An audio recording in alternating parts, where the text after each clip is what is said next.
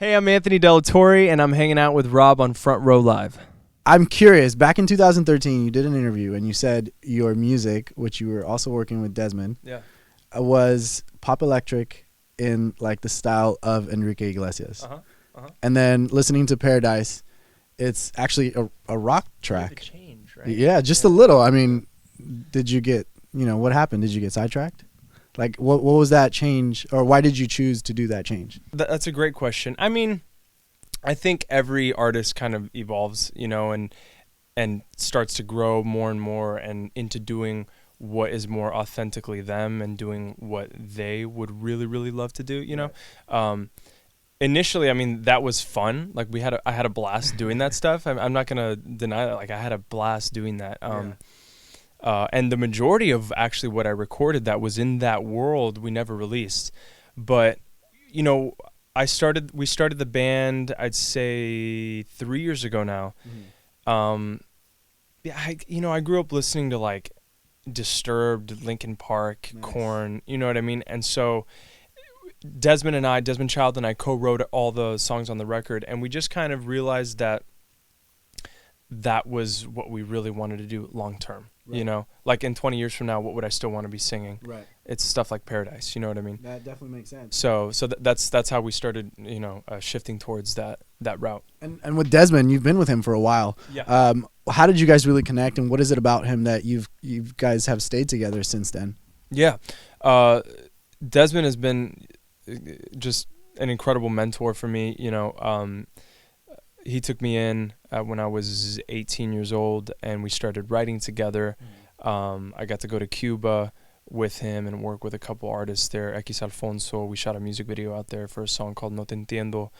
Okay. We did a lot of different things, and he's always just kind of helped me to push past, I don't want to say insecurities, but push past my comfort zone. That's the word I was going.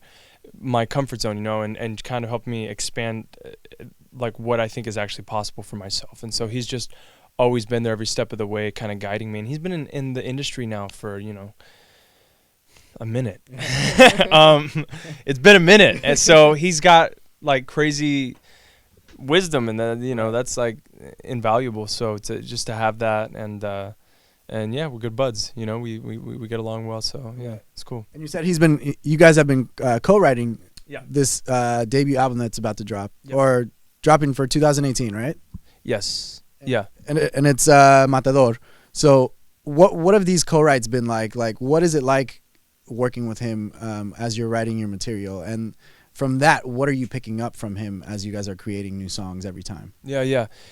He's interesting. He always, I mean, I've written with some people, and there's no wrong way to write a song, right? But I've written with some people, and you just come up with a cool beat, and then you start thinking about like, you start saying random lines, and then you try to write a song around these two random lines that sound cool together, right, without actually having an understanding of the direction you want to take and the artist that's going to be singing it. Right. Desmond is like, he makes you think about your archetype and your, your message as an artist, and then every lyric, everything that you write has to build those ideas up, so just a lot goes into it. And then actually writing with him, I was like crazy intimidated writing with him as like a 19-year-old, and I didn't know what the hell I was doing, but he was really cool, really patient, and starting off it was always like I'd come up with one line, and by the time I thought of a line, he had already written a whole song. I was like,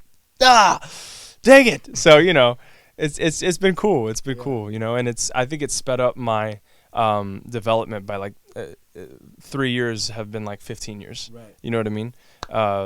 So yeah, it's been really, really cool. And I like that you mentioned bands like Disturbed and Korn and Linkin Park, because I feel like nowadays especially when people try to be a new artist in the rock scene, I feel like they don't make the rock scene today sound like it did before. And listening to Paradise, I felt like if you had released Paradise maybe 10 years ago when rock was huge, I feel like you'd be able to tour with these kind of artists. Like, I don't feel like you're a new artist. I feel like you've been established already. So as we're talking about that, like, let's jump into Paradise. And how was this creative process for you? Yeah, it was really, really cool. Heavily influenced by Linkin Park.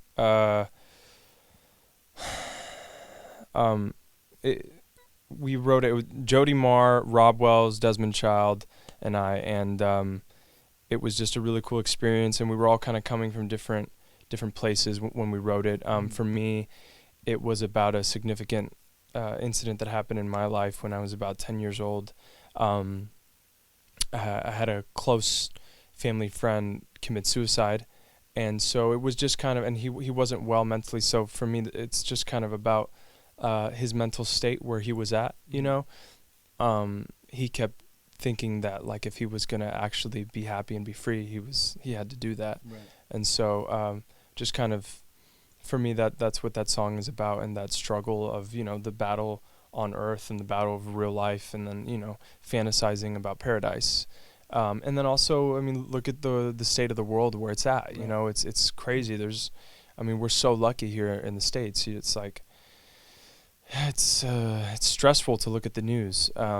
So yeah, it's a meaningful song for me, and I also don't like, sometimes I don't like hearing, like, when I love a song, I don't like hearing what it's about from the artist. Right. Because, like, then it takes away what it meant for me. So I kind of hope also that people, that they can make it mean whatever they want for themselves, you know. But as you creating that song, being that it is so personal to you, I mean, it's you opening up to the world. How did you feel when you were, you know, putting those lyrics down, or like in the studio, like actually tracking the song? Yeah. It's heavy. It's heavy. I actually, like, started at that time in my life, I started developing, like, a panic disorder. And that's something that I kept private for years and years and years, and actually, like, most people have no idea about it. And it really, really, really affected me for a long time, and it still does to this day. I just never really figured out how to process what happened. Right. And, you know, so it was just a good kind of avenue to kind of let that energy flow out that way, you know, through the song, because I don't really get to... I hadn't really found an alternative way of expressing that kind of... I'm not even really sure how to word it, but that energy, you know. So it was definitely special for me to do that, to record it and everything, and then performing it. That's my favorite song to perform, for sure. Yeah. On the record. So yeah. Well, yeah, because you can actually feel. I mean, you'll feel all of it coming out, like. Yeah. So that makes it a million times better. This is what your second release for this upcoming album, right? What can we expect for this album? How different or how similar is it to what we've heard so far? Yeah, I mean, the record has so many different influences, like even In Excess, you know, we got some like fun tunes too, you know, so it's kind of all over the place, and that's, I mean, I'm all over the place, so it's a good representation of me, you know what I mean? I'm just like, so yeah, it's fun. It's got serious, almost, you know, you could even say some political undertones. It's got a lot of pain and suffering, and then it also has a lot of fun, kind of hopeful vibes as well. So yeah, but it's all rocking out, man. It's all fun. Right. It's all songs that we wrote with the intention of a live show. Right. You know, so it's Right. And the band is called De La Torre. Yeah. But let's talk about the backing member. Are they backing members? Are they part of the band? Like, what's that like? They're my dudes. Okay. They're my bros. I got Nate Schwartz, rhythm, Johnny Prentice, lead, guitar, Landon Hall on the drums, and then we got Sonny Canelli on bass. Amazing guys. We say, like, if we weren't into music, we'd still all just hang out together because we just total bros. Right. It's like a love fest. It's kind of gross. But yeah, they're awesome. We get along so well, you know, so I'm super lucky, man, to have these guys. Yeah. Are they part of the album as well? Were they in the recording process? Yes. Yeah. Yeah. Well, yeah. Like here and there, every song had a slightly different recording process and different, people that were a part of it. But yeah. So take me into the studio. What can I expect when you're actually tracking these songs? Because I know you were in a video with Metallica as a drummer. I don't know if that was being part of the video, you playing the drums, or you actually are a drummer. But I know in your music, I know you also play guitar. Yeah. So do you play other instruments as well? And if so, are you also tracking those instruments while you're recording this album?